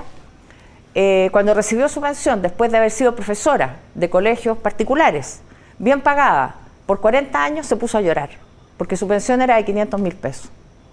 Entonces, pongámosle cara, pongámosle rostro a estas cifras. Ya, ese es el problema que tenemos. Pero esto no es la defensa de un sistema. Mira, se dice que el gobierno no ha cedido. Yo quiero recordar que el gobierno propuso en un momento la derogación del sistema de AFP. Entonces, cuando se dice que no ha cedido, pucha que hemos cedido. Ya, pero mira, derogar el sistema a tratar de que entregue mejores pensiones es bien distinto. Hoy día estamos tratando de que las AFP cumplan con su función, que es entregar mejores pensiones a los chilenos y chilenas. ¿Y cómo lo mejoramos? Con el 6,6 y 0, el 6 y 0, ¿sabe cuándo va a producir efecto, Iván? En 25 años más. Ya no están por ni tú ni yo vamos a estar en esa situación. O sea, yo sin ninguna duda, senador, usted sí. Ya no están por eliminar las AFP. Eso es lo que digo, cuando se dice que el gobierno es intransigente, los cambios en la industria finalmente se están hablando en temas bastante menores, en temas de administración, no en la eliminación de las AFP. Se lo pregunto porque el senador Gastón Saavedra, que está en la Comisión de Trabajo del Senado, dijo esta semana que el tema de la división de la industria, que es lo que termina con las AFP en la práctica, se podía dejar para más adelante. ¿Eso lo dice él por ciento sí o lo dice a nombre del Partido Socialista? Él está en la Comisión de Trabajo, él es el que está encargado por nuestro partido para ir avanzando en aquello. O sea, lo respalda el Partido Socialista en eso. Mira, ¿No se respalda esa idea? ¿Sabes lo que nosotros respaldamos? Mejores pensiones para los chilenos y chilenas. Eso es el eje del proyecto. Incluyendo estos detalles técnicos, el 5% en vez de 6%, es que mira, la división para más adelante. La reorganización de la industria tiene que ver con dos cosas. Tiene que ver con las utilidades, por una parte, y con las comisiones. Entonces, también eso se puede ver hoy día. Ahora, ¿nosotros vamos a terminar con las AFP? Claramente no es el momento. Tenemos que entregarle pensiones a los chilenos y chilenas hoy día de mejor monto. No podemos, y muchos te dicen la PGU. Mira, la PGU, yo dije 50% de las mujeres, 49.000 pesos. Una mujer de 60 años, a los 65 años va a tener la PGU. O sea, hay 5 años que las tenemos viviendo con una cantidad de plata de miseria. Pero se puede. Entonces pongámonos la mano en el corazón. No da ni para llamar la jubilación. Anoche, tristemente, perdió Chile en el partido y todos cantan con la mano en el corazón. Yo le pido a la derecha que se ponga la mano en el corazón, que se ponga la mano en el corazón y mire el rostro de esas mujeres a lo largo de Chile que no tienen más que 49.558 pesos para vivir entre los 60 y los 65 años. ¿Cuál es la respuesta que le vamos a dar a ellas? Justo detrás de la cámara que está mirando está el senador Manuel José Sandón, que viene en el siguiente bloque. Por eso le hablé a la cámara. Así que le vamos a preguntar eso mismo. Senadora, muchísimas gracias por la gentileza. Muchas gracias. Con el senador Manuel José Sandón conversamos a esta hora en Mesa Central por la pantalla del 3 en simultáneo con Tele 13 Radio. Senador, muchísimas gracias por la gentileza de estar acá. Buenos días. Buenas tardes. Buenas tardes, toda la razón, 12:27. Se cerró el acuerdo municipal en Chile Vamos, no en toda la oposición, 284 comunas. ¿Cómo lo ve? Mira, a ver, lo que yo tengo entendido, que he estado bastante lejos de eso, pero he tratado de ayudar. Salvo en algunas cosas, digamos. Bueno, pues esas las podemos explicar también. También. Y sería súper buena la oportunidad. Le pregunto más rato. Tengo claro que en el listado que se lanzó se dejaron 60, un poquito más de 60 comunas fuera. Claro.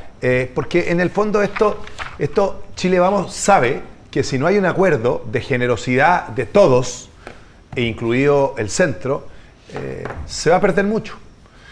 Claro, cuando te encuentras, por ejemplo, con señales que a veces son un poco distorsionadas. El caso Recoleta. En Recoleta hay un chiquillo Cruz, concejal, que las tiene todas y de repente aparece, ¿no es cierto?, republicano con una verdadera batalla contra los comunistas, más que conseguir la alcaldía, sino que ponen a una señora que viene del sur, que es muy buena persona. Ruth Hurtado. Muy buena persona, que no es de Recoleta, pero ahí hay una señal política, ahí se está utilizando una alcaldía. Nosotros creemos que las alcaldías no son para eso. Las alcaldías tienen una cuestión muchísimo más profunda, porque el municipio que tiene buen alcalde o buena alcaldesa soluciona muchos de sus problemas. Y ahí necesitamos generosidad. Y Chile Vamos dejó, fíjate que por el listado no está Concepción. No, pues. ¿Y por qué no está Concepción? Por ejemplo, porque son comunas para sentarse a conversar y buscar. Fíjate que Chile Vamos tiene candidatos en todas las comunas de Chile. En todas. Pero quiere llegar a acuerdo. Y por lo menos lo que Blanco está 61, digamos. Mira, aquí también hay que ser pragmático, aquí hay tecnología y hay muchas formas para saber quiénes son competitivos. Y hay muchos que no son competitivos o que son señales. Hay verdaderas obsesiones, hay un grupo que quiere Concepción, pero el candidato que muestran no tiene por dónde. Ya. Lo vimos en las primarias de Chile Vamos, varias personas yo dije que me retaron. Mira, ¿por qué tú no apoyas a Barco y apoyas a Iglesias en Independencia? Bueno, Barco es re buena persona, pero ha sido 60 veces candidato y nunca ha salido a nada. Y un chiquillo joven, Iglesias, que además venía con el tema de la derecha social que yo había proyectado, podía ganar y sacó el 70%. ¿Por qué? Porque el tipo tenía un discurso y una forma de hacer política, que es lo que la gente necesita. Vamos a las soluciones. Ya, eso es lo que tiene que importar entonces. Ahora, la gobernación Pero de si eso es Valparaíso, un deber. en RN están indignados porque se dieron la gobernación de Valparaíso. La candidatura a la gobernación de Valparaíso se la cedieron a la UDI con María José A ver, Hoffman. ahí yo tengo una opinión muy personal. A ver, Yo creo que una persona que está a cargo de las negociaciones no puede ser candidata. Suena feo, ¿no es cierto? conflicto de interés. Exactamente. Pero no conozco los antecedentes exactos de por qué uno u otro. Claramente, y seamos objetivos, cuando hay personas, en el caso Galilea y la Andrea Valladares, están negociando, van a tener que ceder. Pues. Si las negociaciones son te doy y tomo. No es que uno se las pueda llevar todas. Ya, claro, lógico. Entonces usted no está entre los indignados de RN. No, Porque yo no hay gente en yo RN que está indignada. Yo no por estoy esto. indignado por nada. Lo que quiero es lo Espérese siguiente. un poco. No, yo no estoy indignado tan por rápido. nada porque creo que si nosotros somos tan estúpidos, porque ese es el nombre, de no llegar a un acuerdo, vamos a perder mucho. Fíjense, desde Rancagua al sur hasta Los Ríos, ¿Ya? podríamos ganar el 100% de las gobernaciones. Pero como no se llega a acuerdo, porque republicanos dice que apuestan a la segunda vuelta, quieren llevar ellos, sacar de esta nación y llevar candidatos en las gobernaciones en todo Chile. Seamos generosos, por favor. Ya, o sea, debería haber acuerdo para llevar candidaturas únicas a las gobernaciones. Pero si no hace un suicidio. Vamos a ver, el 27 de octubre en la noche vemos. Pero acuérdate, en las negociaciones hay que ser generoso. Y ser generoso es entregar y todo. Por lo tanto, los indignados tienen que entender que a algunos les va mal y a otros no. Hablemos de generosidad. ¿Cuál es el problema en Puente Alto? ¿Por qué usted no apoya a Carla Rubilar, que ganó la primaria? A ver, si yo no es que no apoye a nadie. ¿Cómo? Yo soy súper claro. Primero, aquí han vendido una pomada Primero falsa. ni siquiera fue a votar a la primaria. Yo no fui a votar a la primaria porque me cambié a votar a Pirque, porque estoy indignado con lo que está pasando en Puente Alto. Hoy día soy votante de Pirque. Ya. Una manera de rechazo a lo que está pasando. ¿Y qué es lo que está pasando en A Puente ver, Alto? mira, primero, yo no he impuesto jamás un candidato. Aquí hay un concejal que es sobrino mío, tiene mi apellido y decidió ser candidato a alcalde. Él, grandecito, yo no influí en nada, ni voy a ¿En influir. nada? En nada. Pero si para mí es un problema siempre que vaya uno Sandón, ¿por qué me echan la culpa a mí? Así que no vengan con cuestiones. Yo cuando ¿Y en tuve- la candidatura de su hijo no influyó tampoco? ¿En que no siguiera adelante? No, lo que pasa es que yo tuve que bajar a mi hijo. Ya, pues eso influyó. Pero ¿por qué lo bajé? No porque fuera mal candidato. Mi hijo gana en Puente Alto. ¿Ya? Porque mi hijo tiene en su familia un problema de salud que lo hace incompatible para ser. Y como yo soy abuelo y soy papá y soy suegro, hay ciertas cosas que uno no puede permitir como papá. Y ahí hay un problema de salud grave, incompatible para que él sea candidato y alcalde. Por eso, si no hubiera tenido ese problema, pero se las tiene que ganar solita. Yo cuando tuve que dar prueba del Blancura, fue cuando yo me iba de Puente Alto y ayudé e influí para que Germán Codina fuera candidato y no mi hermana Jimena para que no me acusaran de tepotismo. Pero ahora, ¿qué es lo que estoy haciendo? He hablado con Matei, he hablado con Valladares, he hablado con todos, para que se pongan de acuerdo. Porque aquí hay dos cosas que yo tengo claritas en Puente Alto. Si van los dos, gana la izquierda. Ya, po. Pero ellos son grandes. ¿Y por qué no habla con Felipe Sandón? Y segundo, yo no voy a apoyar a nadie que vaya por fuera. Y aquí tengo dos problemas. Tengo a un candidato que es concejal y que tiene mi apellido, que es mi sobrino, Que va por fuera. que dice que va por fuera, Ya. que no me parece, y tengo una candidata que tiene una primaria viciada, que todo el mundo lo sabe y se ríe. ¿Por qué está viciada? Pero ¿cómo no va a estar viciada si yo me consigo a usted que haya candidato, ni siquiera hace campaña?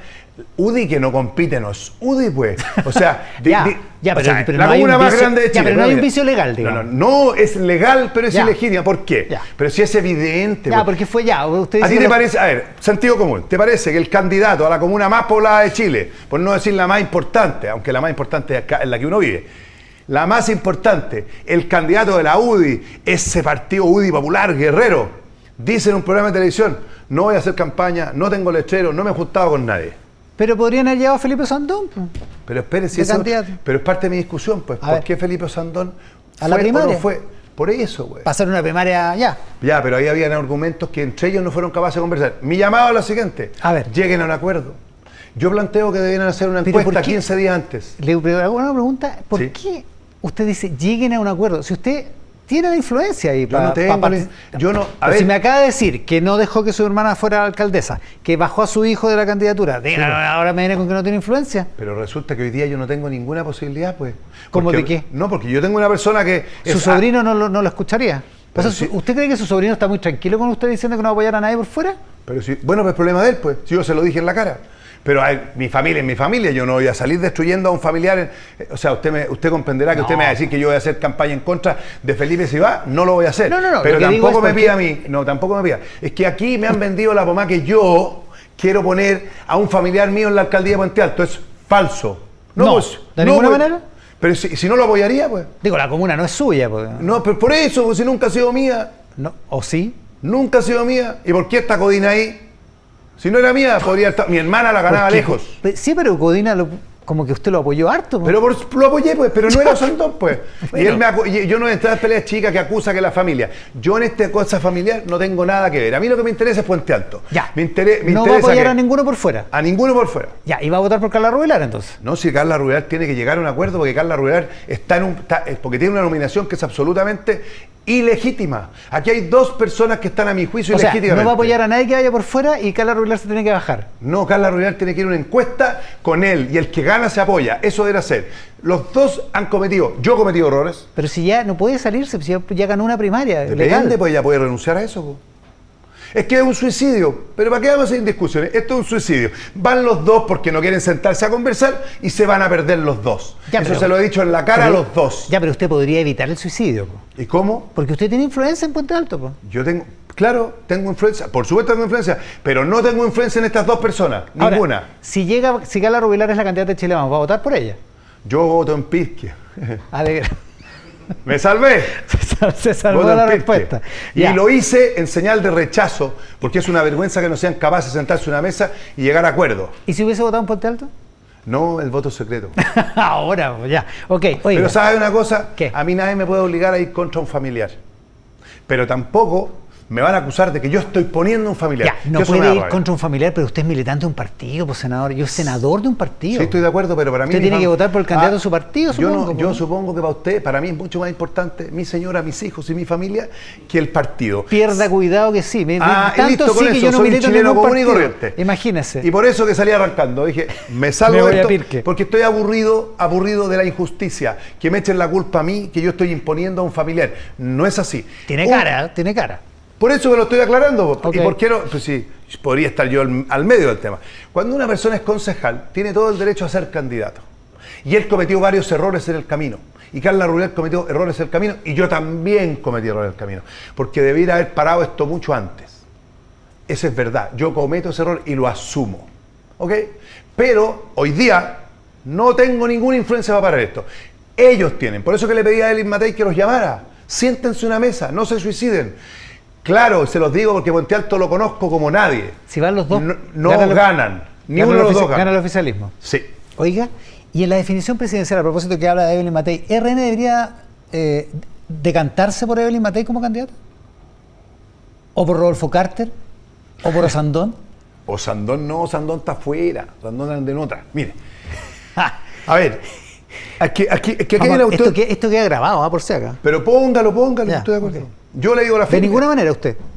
Yo no tengo permiso en mi casa. A mí me cuesta el matrimonio y me cuesta a mi familia ser candidato presidencial. Y ya sabemos que es lo más importante para usted. Así que olvídese eso, ya, lo borré. No olvidamos de eso. Lo que yo quiero es Carter. que la mejor persona que pueda sacar de los problemas que tiene Chile es la que tenemos que ayudar. Hoy día tenemos dos precandidatos que en el fondo son incomparables. Una Evelyn Matei, que es exministra, alcaldesa, senadora, etcétera, con una trayectoria que ya viene de vuelta, con una experiencia, y con un alcalde que lo ha hecho bastante mal, que tiene mucha capacidad en los medios de comunicación de tapar sus errores, ¿ya?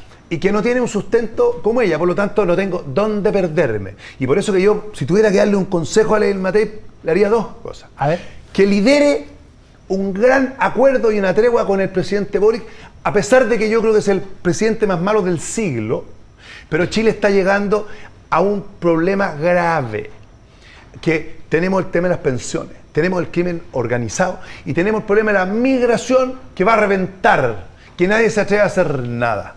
Si nosotros no somos capaces de darle un sustento, todo lo contrario hizo el presidente Boric cuando era diputado. Si Evelyn Matei es capaz de tomar y hacer una tregua para que todos saquemos estos problemas adelante. Y por otro lado, no se lleve con dime y direte con un tipo como Carter que no pierde el tiempo, porque además adelantamos una candidatura presidencial que la gente no la quiere.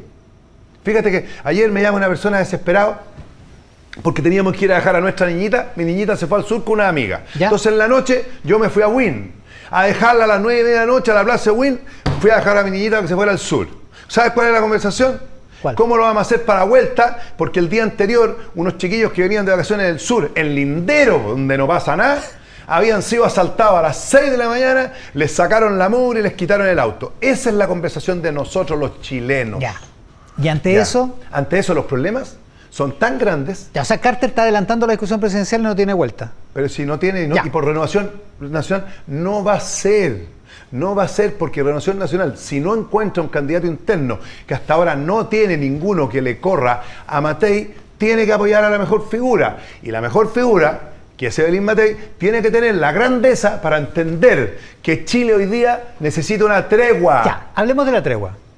Hablemos de la tregua. Primero, Evelyn Matei, ¿tiene esa grandeza? De todas maneras, pues. La tiene. Además viene de vuelta ya, pues. Viene de vuelta. Como usted, pues. Por supuesto, pues. Ah, ya. Sí, pues. Oiga, ¿Usted cree que a mí no me encantaría ser candidato presidencial hoy día? Estaría No, feliz. no me cabe duda. Me encantaría. ¿Y? Y creo que mi perfil es súper bueno ahora. Pero no puedo, compadre. Mi elección es mi familia. Aunque Ya. me duela. Y estoy contentísimo de quedarme con mi señora, mis hijos, mis nietos y no estar en esto. Pero sí que me las voy a jugar para que si hoy día es Evelyn Matei, otro, pero hoy día es Evelyn Matei, sea una persona que sea capaz de liderar un proceso parecido al que yo siempre dije que era la derecha social. País que crezca, que se desarrolle, ya, o sea, pero que influir tenga en justicia esa, social. influir en esa política. Hablemos de la Feliz. tregua. Reforma de pensiones. ¿Cómo? ¿Cuál debería ser el acuerdo de reforma de pensiones? Mira, la primera reflexión es, si toda la derecha hace un tiempo atrás estaba a 3, ahora está pegada en el 6-0. Bueno, sentémonos a ver cuál es la media para ver que exista solidaridad y otra cosa muy importante que lo conversamos hace un rato, que los técnicos demuestren que esto resulte y que realmente sea una solución. Y te voy a dar dos ejemplos. A ver. ¿Se acuerdan de la presidenta Bachelet que dijo reforma tributaria, y recaudó, no anduvo ni por las tapas? Ok. ¿Qué pasó con el tema de la electricidad que lo estaba discutiendo con mi amiga, la senadora Bonich? Bueno, resulta que se hizo una política, cuando hubo que aplicarla no se aplicó, y resulta que hoy día mira el forro que estamos metidos. Mucho más grande. Que no nos pase lo mismo con la reforma de pensiones. Ya, o sea, que técnicamente tenga sustento. Exacto, que los números no den. Ya, porque pero si ella dice algo que es muy cierto, que es de sentido común. Si yo soy mujer y jubilo a los 60 y la PGU es para los 65, es una tontera. Ya, o sea, hay que ampliar ese plazo. Pero ajustar los números, pues, hay que ver si se puede financiar, porque a lo Porque mejor... Eso cuesta plata, pues. Por eso, pero hay que ver si hay o no hay. Y ahí hay que hacer esa promesa. Ya, pero usted lo haría lógico es que eso. si yo jubilo a los 60 años como mujer y tengo que esperar 5 años miseria, me parece un error inmenso. Hay que ajustar los presupuestos. Ya, pero la derecha que estaba, como usted mismo recuerda, feliz con 3-3, Ahora 6-0. está 6-0 inflexible. Ya, Igual, bueno, ¿de qué se trata? Ahí está la pega de Evelyn Matei, pues. ¿De La convencer? tregua, no, es sentar a la mesa políticos y técnicos. Políticos que sean capaces de demostrar que esto es un deber moral. Yo lo dije el otro día, mira, si nosotros no tomamos estos temas, vamos a volver a un estallido social. El tema de los migrantes, todos hablan, son todos los candidatos sheriff, echémoslos para todo, para que allá. Si saben que no se pueden expulsar. ¿Y cómo se arregla? Regularizándolos, pues. ¿A todos? Todos, pues. Y el que, pero se roba una billetera en Chile, lo hacemos zumbar. Pero identifiquémoslo. Si los venezolanos no nos van a decir quiénes son, no nos van a ayudar. Y asumamos algo. Ah, los venezolanos de allá, de Caracas. Sí, ¿no? pues, y asumamos el error de la derecha, pues. ¿Quién fue a invitar a los venezolanos? Su presidente. pues. Ya, pues. Entonces asumamos el error, pues. Y esa gente, mira, el otro día fue a un colegio en San Miguel. A ver. 45 alumnos. De los 45 alumnos habían 40 que eran extranjeros. Y de los 40, 35 no tenían papeles. ¿Te parece decente que un país tenga esa cantidad de niños que van a salir, o jóvenes, a la universidad o algo y no tengan papeles en Chile? Ya, pero Y sus ese- familias- Bueno, hay que asumir Hay que que los regularizar. tenemos, pues. Pero mira, esto es súper impopular. Es que sí, po. Sí, ¿y qué solución tenemos? Y pues, pero que la gente que está en la casa me diga, ¿qué solución hay? Lo que dicen tenemos los técnicos, familias completas, lo que dicen los técnicos, que si usted regulariza todo, lo que hace es que llama a los que están afuera para tratar de entrar. Pero es que usted tiene que hacer una política integral, pues. A ver. Primero cierra las fronteras como corresponde, pues. Hoy día tenemos todas las fronteras del norte. Ya, pero hay 800 kilómetros de frontera en el norte, Pero pues. sí, claro, pero gastamos... ¿Cómo la va a cerrar? Pero no, si no se trata de cerrar, pues. Entonces. Pero si hay tecnología, hay que meterle plata. Ya. Hoy día se gastan 6 millones de dólares, se deben gastar 100. Ya, o sea, la fantasía de que hay que sacar a los indocumentados es una fantasía. Yo soy parlamentario andino. El Parlamento andino he trabajado este tema con mucha fuerza. ¿Cuánto cuesta echar...? ¿Estaba en Cochabamba? Estaba en Cochabamba, sí. ¿O el día del golpe? Sí, estaba en el golpe. He estado en 2 países en golpe en mi vida. Mira, estamos en el Aparte Parlamento... de Chile, digamos. Chile y Chile. Bolivia. Sí, pues yo estuve Claro, al 73 paradito. El de Chile resultó eso, sí. Mira, resulta lo siguiente. En el Parlamento andino, primero, se ha tocado todo y hemos trabajado fuerte el tema del crimen organizado. El crimen organizado es un negocio. Es un negocio que nos tiene reventado a todos y que está llegando a Chile. ¿Ok? Ya. Segundo, la CAM, que es la Comunidad Andina de Naciones, tiene pasaporte liberado. Por eso, que como no está en la CAM, ni Chile ni Venezuela, los venezolanos no pueden salir. Chile se transformó en una cárcel para los venezolanos, porque los peruanos, los bolivianos, no los dejan pasar. Claro. A los colombianos sí, pues ¿sabían ustedes? Usted echa a un colombiano y lo pone en la frontera y los peruanos tienen la obligación de aceptarlo porque tiene tarjeta de la CAN. De la CAN. Sí, Comunidad Andina de Naciones. Ese es un tema. Y segundo, expulsar a un extranjero en forma regular cuesta casi $10.000. Porque hay que mandarlo en un avión, solo pueden ir todo en un avión, más 2 detectives. Ya, o sea, olvídese de expulsarlo. Pero si no se puede, si no, además no los aceptan, no pueden bajarlo de los aviones, y esto es una mentira. Yo le digo al gobierno, sincere el tema, llámenos a todos, ese es un temazo que Pero si tiene. es la derecha la que nos quiere echar, po. Pero por supuesto, si todo el mundo quiere echarlo, porque le echa la culpa a la delincuencia. Lo que tenemos que hacer es regularizarlos, darles identidad. Y mire, si yo no sé que tú te llamáis y te pongo Juan Pérez, pasáis a ser Juan Pérez chileno. Y ya te tengo las fichas, te tengo las huellas, te tengo todo. Ya, y da lo mismo tu nombre anterior. Da lo mismo. Ya. Y te pillo robando una cartera, compadre, y vas a estar 20 años preso. No tengo idea. Te ponís duro, extranjero que fuera, 1000 formas. Pero ahora, ¿qué vamos a hacer? ¿Vamos a tener, no sé, 1 millón de personas en la pobreza? Todos trabajando en forma ilegal. O sea, así me están topé las con una cosas. familia venezolana, la niñita se enfermó el corazón. Olvídate el forro para operar a la niñita en el sótano Sin del contar río. que están siendo abusados también desde el punto de vista económico. Pero a ver, por favor, yo me siento súper orgulloso que como parlamentario andino conseguimos, aunque el gobierno no me dio ni las gracias, pero lo trabajé con el embajador Velasco que está en La Paz. ¿Ya? Hoy día los ciudadanos bolivianos pueden venir a trabajar a Chile, tienen visa de trabajo gratuita. ¿Por qué? Vienen legales, les pagan imposiciones, trabajan en la fruta. ¿Sabes cómo era el año pasado? Todos por pasos ilegales porque había que pagar $100. Gente pobre que viene a trabajar no tiene $100 para pagar. Hoy día es gratis, lo conseguimos. Pero para eso hay que bajar los terrenos. Y necesitamos una líder como Elis Matei que sea capaz de unirnos a todos y hacer una tregua con Boric. Si Boric se portó mal, pero es el presidente, nos guste o no nos guste. Pero usted está en desacuerdo con la derecha en la reforma de pensiones, está en desacuerdo con la no derecha estoy en desacuerdo. Yo lo que estoy diciendo es que hay que llegar a acuerdo. Ya, po. Porque el ponerse en un 6-0 es no llegar a acuerdo. Ya, pues. Entonces está en desacuerdo con esa posición, está en desacuerdo con el tema de migraciones y el secreto bancario está por levantarlo. No, yo lo que creo es lo siguiente: el secreto bancario es que tener las regulaciones. Primero, en estas cosas, para que la gente sepa, es que hay que copiar a los países desarrollados. Claro. Hay que hacer un estudio de todo. Si vamos a hacer una ley de inteligencia económica. Que en general son más duros en este tema que pero la por legislación supuesto, chilena. Pero, a ver, pero si esta cuestión es evidente, el crimen organizado es un negocio, ¿ok? Sí. Si no persigue el negocio, que es la plata, nunca lo va a combatir, aunque Matías a la mitad, porque el negocio está paradito, ¿sí? Ya. Segundo, vamos a hacer una ley de inteligencia que estamos trabajando, que se llama Ley de Inteligencia Económica. Claro. Si ellos no tienen atribuciones para intervenir las cuentas bancarias, mejor no hagamos la como ley. no vengan nada, ya. No hagamos la ley. O sea, hay que levantarlo ahí. Pero hay que levantarlo con las restricciones y castigos suficientes para que esto no se transforme en la persecución política, porque esto van a empezar a investigar. Yo fui víctima de eso, güey. A mí cuando me acusaron, me levantaron mi secreto bancario por 1 año y me revisaron 14, güey. Así que me andaban buscando otra cosa y no encontraron nada. Entonces, que esta herramienta sea una herramienta como lo hacen los gringos, los europeos, pero quien maluse esa herramienta tiene las penas del infierno.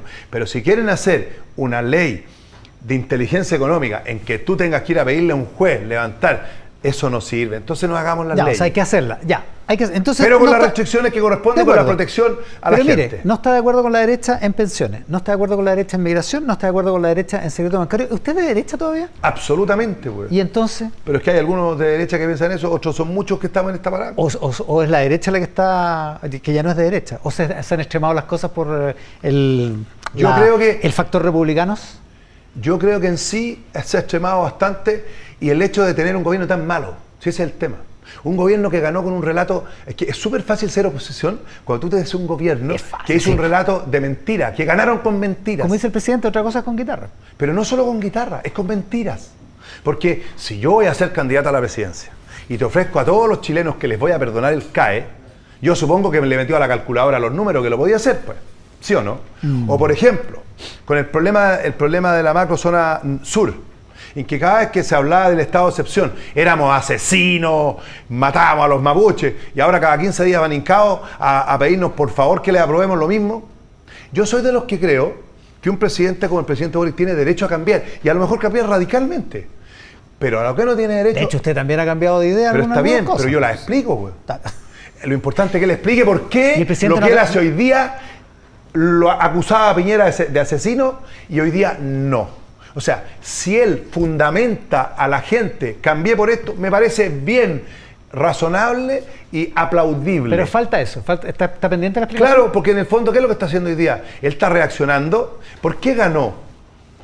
Chile es un país, los que somos más viejos, es un país que mejoró increíble. Yo estuve en Cochabamba. La diferencia, estar en Cochabamba de estar en Chile del año 70. O sea, es decir, somos otro país. Entonces, cuando un país crece y se desarrolla como nosotros nos desarrollamos, quedan muchos postergados, que quedan postergados. Entonces, este grupo de jóvenes, liderado por Boric, agarraron todas esas penas, estas penurias, esa desesperanza de esas personas y las pusieron arriba de la mesa. También la rabia que había en la época del Pero, estallido. pero si esa rabia es Había por rabia, eso, pues. Si la rabia es el estallido social, mira, aquí tenemos el estallido social que puede volver. Tenemos dos visiones. ¿Puede volver? Por supuesto, po. ¿Sí? Y sobre todo por el tema de la migración, pues. A ver. Si va a tener 1 millón de personas en pobreza, pues. Ya. Si no tienen, y esas personas pueden pero por reaccionar con supuesto, rabia. pues, y sus hijos nacen en Chile y tienen pega y no les pagan Ya, imposiciones. pero yo lo distraje. ¿Qué iba a decir de estallido social? Es que hay dos visiones. La derecha, el estadio, y ahí hay un rol político importante de Lin Matei y de muchos de nosotros, que ya estamos más viejos. La izquierda, ¿qué es lo que era el estallido social? Revolucionario, la transformación revolucionaria de Chile. Y no fue. Y no he perdido. Ya. Y lo otro, que Maduro y los venezolanos, esta es una cuestión política de los comunistas. Tampoco fue. Era gente normal que salió a la calle, que estaba gritando por lo que venía diciendo hace muchos años, que por favor solucionen los problemas. Esa es la verdad. Entonces, si nosotros no somos capaces hoy día de hacer una tregua con el presidente Boric, que ojalá las lidere el Matei, es decir, miren, pongámonos de acuerdo, vamos a llegar de acuerdo en este gobierno a reforma de pensiones, sí. ¿Vamos a combatir el crimen organizado? ¿Sí o no? Quiero aclarar, la ministra Toá ha hecho una tremenda pega, porque este gobierno tiene dos corazones, dos almas. Una alma que le tiene alergia a todo lo que sea policía y combate, y otra que es la centroizquierda, que es mucho, a mi juicio, más Ya, pero razonable. cada vez menos, cada vez menos alérgica. Es que a la policía. Pero ¿sabes por qué es menos alérgica? Porque cuando salen a la calle los quieren colgar. ¿Sabes por qué? Porque mira, ¿cómo vamos a hablar de crecimiento económico si tú te compras un autito mejor y te hacen un portonazo o te pescan en la carretera? O vayas a comprar, en una población vas a comprar un celular y te pueden matar. Una cosa más, que lo puede separar de la derecha. ¿Usted estaría de acuerdo en aumentar impuestos transitoriamente para financiar un mayor subsidio a las cuentas de la energía eléctrica? Es que lo que pasa es que esa es una decisión absolutamente es demagógica. Si los técnicos demuestran que de ahí se necesita la plata y que esa es la solución, está bien, pero resulta que hoy día, en la crisis y en el país chantado que tenemos, subir impuestos puede ser un pecado muy grave, porque Ya. puede generar menos. Mira, es como O sea, cuando entonces, tú dices... entonces que pague la gente, que aunque sea pobre, que paguen el alza de la luz. Digamos, No, lo que el pasa 40, es que 50%. pero si buscamos ya. subsidio, Un subsidio temporal. Ya, pero si buscamos subsidio también metamos a la clase media. Po. ¿Por qué siempre solo los pobres y la clase media que está hasta el cocote? Ya, pues si depende de cuánta plata sea. Sí, digamos. po. ¿Y por qué no somos capaces de revisar? Tú sabes pero, que hay... ¿Pero estaría de acuerdo? No, pero es que... En es ese que- caso, si el caso fuera ese, metiendo a la clase Mira, media. si me lo muestran, pero es que yo creo que hay otra fórmula. ¿Cuál? Chile, y hay un estudio que se hizo antes del presidente Piñera, que estaba creo que la presidenta Bachelet, ¿Ya? de la cantidad de plata en este país que se va en ONG, en grasa, en programas que son un fracaso. Ya, pero eso lo dijo el presidente Piñera para su segundo mandato y no cortó nada. No sé si no hay cómo cortar. No, si hay cómo, pues. ¿De dónde? Pues, sí. Hay, pues, cortándolos, pues. Pero si hay como 4 gobiernos para atrás que han dicho eso. Porque no son capaces, pues. Por eso, aquí necesitamos gente con agallas. Hay que tomar, ¿cierto? Aquí nosotros necesitamos. Mira, es que esto es increíble. Por no ganarse un problema por acá, tenemos un problema inmenso por acá. Si subir los impuestos, ¿quién dijo que era recaudar más? Demuéstrenme eso. A nosotros la presidenta Bachelet nos dijo que iba a recaudar una fortuna y no recaudó ni un cuarto de eso. Ya. Entonces, ¿por qué no nos metemos firme con la ilusión, ponte tú? Con los que eluden. Bueno, los ahí que está, evaden. ahí está el proyecto. Pues. Bueno, pero en esa parte, pero en el resto no es así, pues. Entonces, pongámonos de acuerdo, pues. Si esa plata se necesita. Y fíjate una cosa, le voy a dar una mala noticia a la gente. Estamos haciendo una cantidad de leyes pero están extraordinariamente buenas con el tema, el combate a la seguridad. Pero si no le metemos plata, ¿de qué sirve? Y se va a necesitar. Senador, ¿Por qué? Tecnología, inteligencia. O sea, plata para poder real. Si no tenemos una policía preparada, capacitada, con armamento, pistola eléctrica. y todo eso cuesta plata. Sí, pues si no le Senador. ponemos plata, ¿cuánto el tío no? Tal cual.